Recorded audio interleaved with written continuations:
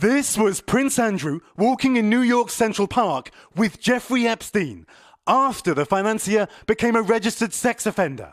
Tonight, the prince's explanation backfiring. I went there with the sole purpose of saying to him that because he had been convicted, it was inappropriate for us to be seen together. But the royal admitted he'd stayed with Epstein in his New York mansion for 4 days. You were staying at the house of a convicted sex offender.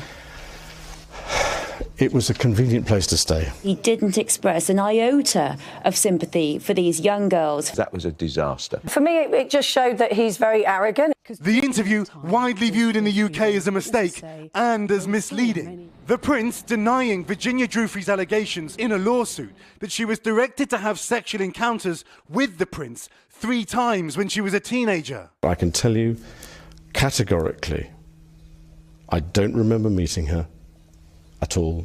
Giuffre alleges she remembers the prince sweating profusely as they danced at a London nightclub in 2001. There's a slight problem with the sweating because I have a peculiar medical condition, which is that I don't sweat, or I didn't sweat at the time. Giuffre has not responded to the prince's interview, but spoke to NBC News last September. He knows the truth, and I know the truth. Tonight, Buckingham Palace telling NBC News the Queen was aware of the interview.